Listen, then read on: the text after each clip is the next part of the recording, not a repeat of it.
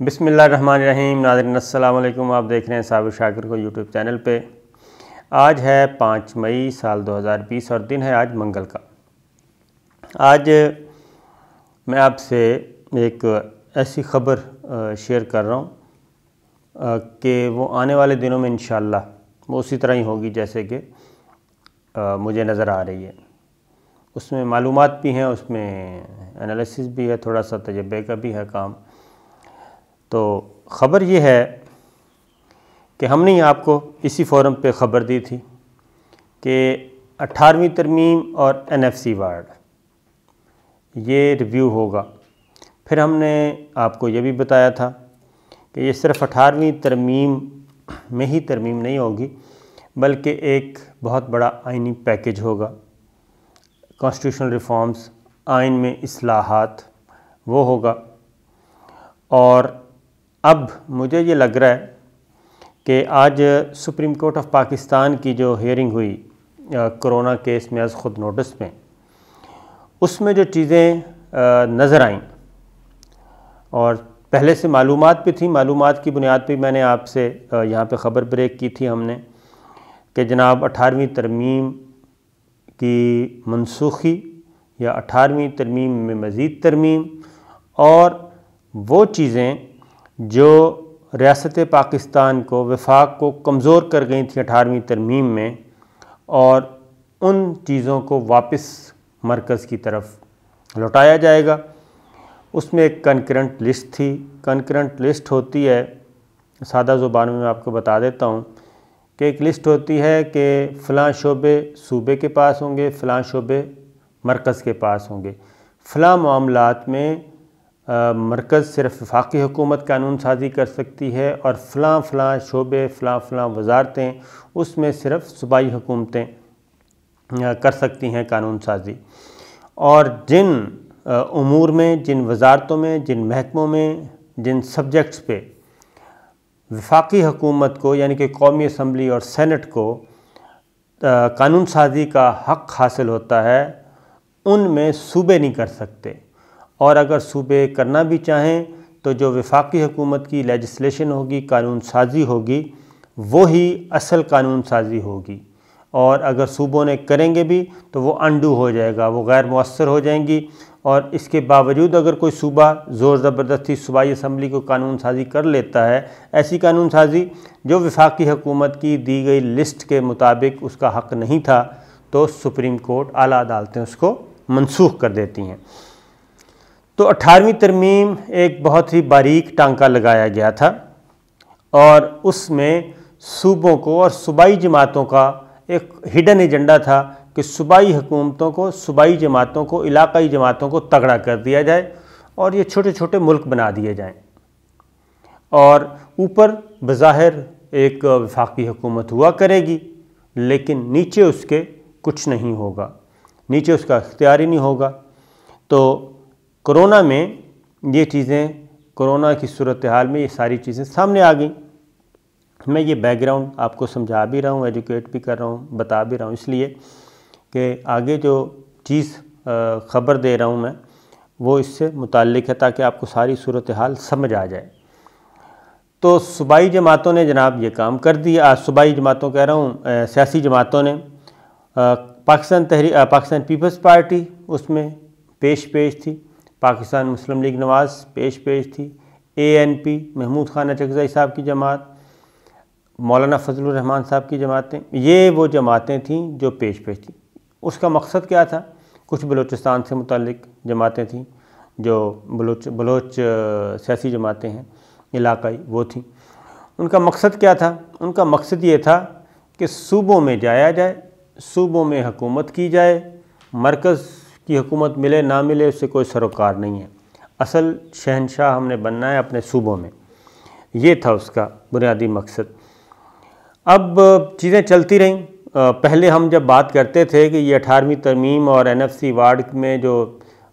پیسوں کی تقسیم ہے مرکز اور صوبے میں، وفاقی حکومت اور صوبائی حکومتوں میں، یہ بہت خطرناک ہے، تو اس پہ بات نہیں ہوتی تھی۔ اب جناب جب یہ ساری چیزیں کرونا کے نتیجے میں پتہ چلیں کہ جناب پاکستان کا تو وجود ہی بس ایویں ہی ہے، ایک بھربھری سی عمارت کے اوپر کھڑا ہے، اصل تو ہیں اور وزیر اعظم Pakistan, chief executive of Pakistan, Pakistan ایک ایٹمی ملک ہے، ایٹامک کنٹری ہے، تو اس کا اختیار کہاں تک ہے جی؟ صرف اسلام آباد۔ تو پتہ چلا کہ چیف ایگزیکٹو نام کی کوئی چیز ہی نہیں رہی پاکستان میں، اور وزیر اعظم کا کوئی اختیار ہی نہیں ہے۔ آج پھر سپریم کورٹ نے از خود نوٹس لیا ہوا تھا، تو سپریم کورٹ بھی آبزرو کر رہی ہے۔ تو سپریم کورٹ میں آج لارجر بینچ تھا۔ یہ بھی ہم نے آپ کو بتایا تھا کہ اس کرونا کیس میں از خود نوٹس جو لیا گیا، اس میں larger bench 5 members bench banana supreme court of Pakistan کی طرف سے چیف جسٹس گلزار احمد خان اس کی سربراہی کر رہے ہیں، جسٹس عمر عطا بندیال صاحب اس کے رکن ہیں، اس بینچ میں شامل ہیں، جسٹس قاضی محمد امین اس میں شامل ہیں، جسٹس مظہر خیل صاحب شامل ہیں، یہ سب اس میں شامل ہیں۔ تو پھر آج کل جو ہیئرنگ ہوئی اس میں جو سوالات کیے اعلیٰ عدلیہ کی طرف سے، اس میں انہوں نے بتا دیا اٹارنی جنرل کو مخاطب کر کے کہ ایسے لگ رہا ہے کہ وفاق اور وفاقی حکومت یا ایگزیکٹو اتھارٹی نام کی کوئی چیز نہیں ہے، اور ایگزیکٹو اتھارٹی جو ہے وہ مفلوج ہو چکی ہے، نان فنکشنل ہو چکی ہے، اور صوبائی وزیر اعظم پہ FIR درج کرنے کی باتیں کر رہے ہیں۔ تو یہ ہم سب کہاں جا رہے ہیں؟ یہ سسٹم کدھر گیا؟ تو اس پہ اٹارنی جنرل نے جب یہ بات کی کہ جناب یہ تو سیاسی فیصلے ہیں تو سیاسی حکومتوں پہ چھوڑ دیں، تو جسٹس قاضی محمد امین صاحب نے کہا کہ کسی کو خواہ کتنی بھی تکلیف ہو لیکن ہم یہ سوالات اٹھائیں گے، یہ آئینی سوالات ہیں، یہ کانسٹیٹیوشنل ایشوز ہیں، ان پہ ہم بات کریں گے، اور یہ عوام کی بات ہے، یہ پاکستان کی بات ہے۔ اور جسٹس عمر عطا بندیال صاحب نے تو یہاں تک کہہ دیا کہ 1 ہفتے کے اندر آپ ایک پالیسی بنا کے لائیں کرونا سے متعلق۔ ایک تو انہوں نے ساری رپورٹ مسترد کر دی فیڈرل گورنمنٹ صوبائی حکومتوں کی ساری، اور انہوں نے کہا کہ 1 ہفتے کے اندر ایک متفقہ پالیسی بنا کے لائیں، ورنہ آرڈر عدالت پاس کرے گی، عبوری حکم ہم پاس کریں گے۔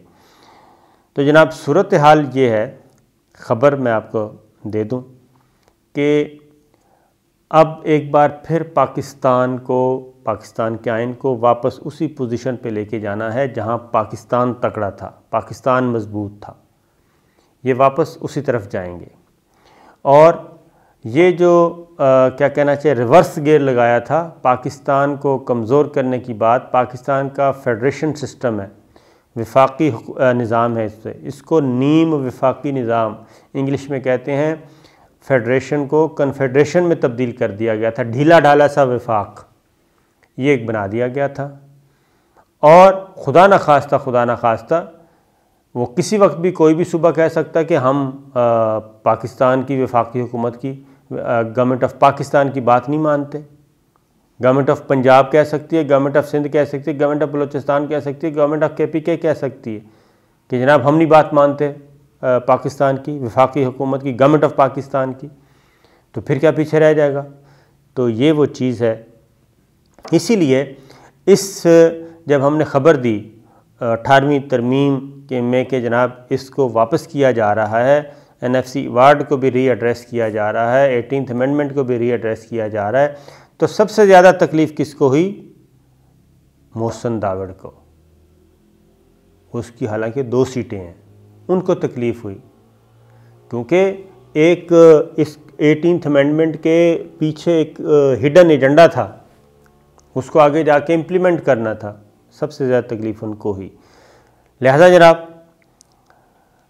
اگر یہ گھی سیدھی انگلی سے نہ نکلا تو یہ ٹیڑھی انگلی سے بھی نکالا جائے گا، لیکن نکالا ضرور جائے گا، خبر یہ ہے۔ اور اس کے لیے عید کے بعد اس پہ جناب سالڈ قسم کی مضبوط بنیادوں پہ اس میں کام ہوگا۔ اس وقت بھی ملاقاتیں ہو رہی ہیں اور بہت حد تک کامیابی حاصل ہو چکی ہے، میں آپ کو خبر دے رہا ہوں۔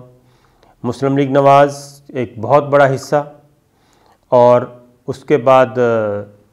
مسلم لیگ نواز کے بعد پاکستان پیپلز پارٹی کے اندر بھی ایک حصہ موجود ہے جو اس کو ریویو کرے گا۔ پاکستان تحریک انصاف تو ہے ہی ہے، آہستہ آہستہ پاکستان اس وقت اس امینڈمنٹ کے حق میں، اس جو آئینی ریفارمز ہونی ہیں اس کے حق میں ایک مطلوبہ نمبرز موجود ہیں، لیکن برے کو کہتے ہیں نا گھر تک چھوڑ کے آنا، برے کو گھر تک چھوڑا جائے گا، اس پہ ڈبیٹ ہوگی، غبار نکالیں، بات کریں۔ عید کے بعد یہ سلسلہ شروع ہوگا، اور عید کے بعد میں ایک اور بات بھی بتا دوں کہ عید کے بعد ایک نیب جس کے کیا کہنا چاہیے دانت کھٹے کرنے کی کوشش کی جا رہی تھی، جس کا زہر نکالنے کی کوشش کی جا رہی تھی، جو نیب آرڈیننس میں ترمیم کی خبریں چل رہی تھیں، وہ ساری کی ساری خبریں دھڑام سے نیچے گریں گی۔ عید کے بعد جناب گرفتاریوں کا موسم بہار آئے گا، نیب ایک دفعہ پھر اپنے پوری آب و تاب کے ساتھ آئے گی۔ شہباز شریف صاحب کو آج بلایا گیا تھا، کل بلایا گیا تھا،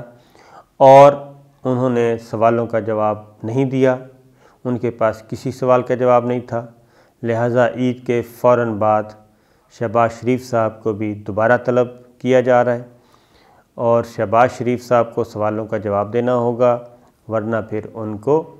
نیب قانون کا سامنا کرنا پڑے گا، جو کہ یقیناً گرفتاری ہے۔ اور پاکستان تحریک انصاف کی طرف بھی رخ انور آئے گا نیب کا، اور جو لوگ جنہوں نے اندر کھانے مکا کر کے ایک نیب آرڈیننس سے ترمیم کروا لی تھی، وہ ترمیمی آرڈیننس جو ہے وہ غیر فعال ہو چکا ہے، نان فنکشنل ہو چکا ہے، زائد المیعاد ہو چکا ہے۔ نیب کے پاس اب وہی اختیارات ہیں جو پہلے تھے۔ اب کاروبار، تاجر، صنعت کار، بیوروکریٹس، ان میں سے شاید ہی ہے کوئی بچے۔ عید کے بعد ایک بڑی زبردست لہر چلنے والی ہے، اور پھر اس کے بعد جو سینیریو بنے گا اس میں آپ دیکھیں گے کہ